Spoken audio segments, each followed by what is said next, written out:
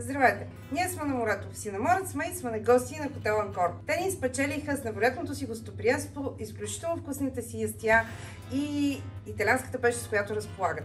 Днес ще готвим няколко вида запеканки, рецепти, които са лесни, приготвят се бързо, може да ги приготвите и в домашната си форма, разбира се. Първото от тях ще бъде с картофи, гъби и различни видове сирене. След това ще имаме сметана с броколи и сирене и накрая една невероятна рецепта с чисто масло, картофи и пресен розмарин. Ние сме без рукола и започваме. За запеканката с картофи и гъби предварително съм сварила 1 кг картофи, нарязани на едро в подсолена вода. Сварих и 1 морков, който ще нарежем на кръгчета. Ще нарежем около 10 на гъби, на филийки.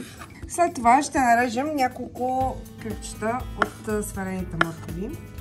Приготвихме ситно нарязана глава, средно голяма глава лук, в която ще добавим съвсем малко олио или зехтин по ваше желание.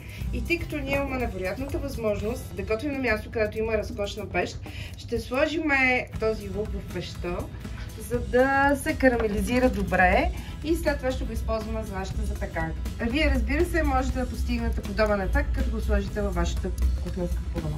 Ето това е карамелизирания лук. За по-малко от 10 минути той беше готов.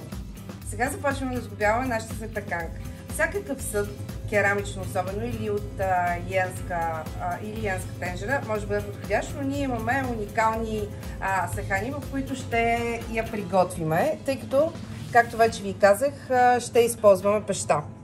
За начало трябва да намажете целият съд, трябва да го намажете с някакво масло или олио.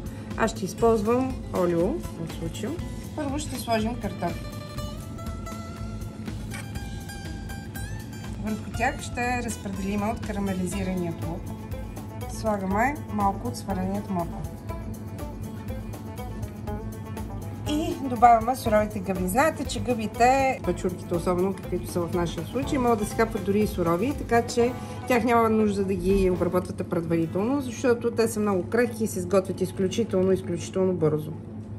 Следващото нещо, което ще сложим, е малко нарязан на ситно чесън. Добавяме съвсем малко сол и черен пипер. Добавяте 4-5 супени лъжици с сметана. По сирена сме приготвили едро нарязан чедър и настърган кашкавал, български кашкавал. И сега ще го разпределим отгоре. Опитайте се да вкарате една част от сирената, които използвате, вътре в самата запеканка, за да може да се разпределят вкусовете равномерно. Отгоре посипвам с настърганият кашкавал. Започваме да приготвяме втората запеканка, която ще бъде с броколи. Аз ще използвам замразени броколи, но ако вие имате възможност да използвате пресни, разбира се, ще стане много по-вкусно. Нарежете броколите на сравнително малки парчета. Една чудесна подправка за това ястие е пресният копър, така че нарежете една малка копър. Възможно ситно. Започваме отново с това, че трябва да намажете съда с олио, масло или някаква друга мазнина, предпочитана от вас. Но предвид факта, че слагаме сметана, е добре да не прекалявате с мазнините. След това разпределяме броколите. Ще разпределиме 2 супени лъжици от нашия разкошен карамелизиран лук, който приготвихме предварително. И ще добавим приблизително такова количество нарязан на ситно чесън. Поръсваме обилно с копър. Ще оставим малка част, за да поръсим отгоре върху сирената, за да се получи по-красива шарка. Добавим сол и черен пипер. Броколите много добре се съчетават с сино сирене, затова ако имате такова сирене, можете да добавите съвсем малко, няколко парченца, просто колкото да увеличите вкуса и да го направите леко по-пикантен. Сложете и разпределете тези сирена, които сте харесали да изпълните рецептата. Аз ще използвам отново зрял чедър, който е нарязан на ленти. Колкото повече сирена сложите, толкова по-кремообразно ще стане това, което ще приготвите. Сега ще добавя сметана. И накрая ще поръся с настърган кашкавал.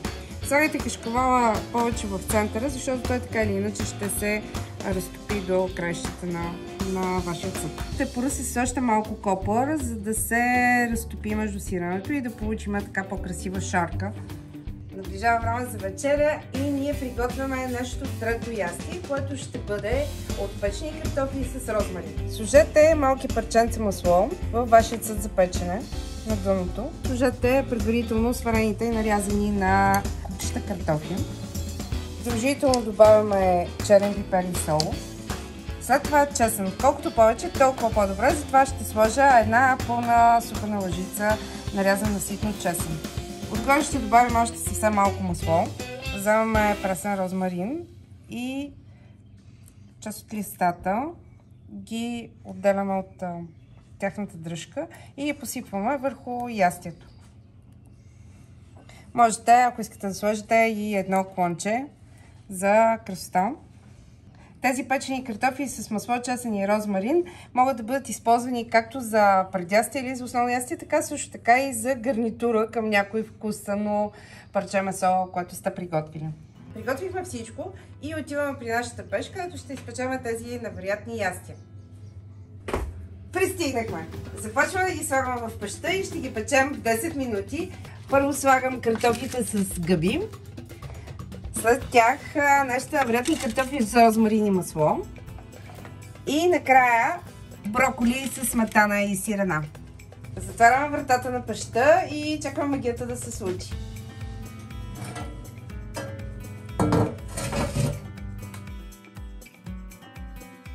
Нашите ястия са вече готови и ги вадим.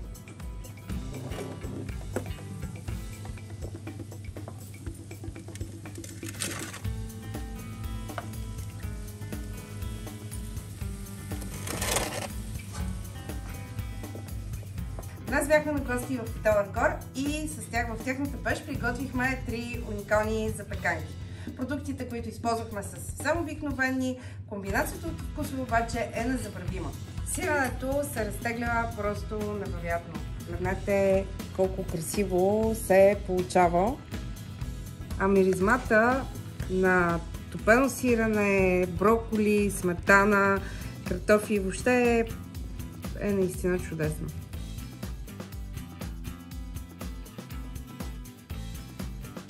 Надяваме се тези рецепти да си ви харесали. Ако това е така, не забравяйте да се абонирате за нашия канал. Допълнителна информация за хотел Анкор ще оставя долу в описанието на това видео. Благодарим ви, че бяхте с нас. Ние сме Безрупола.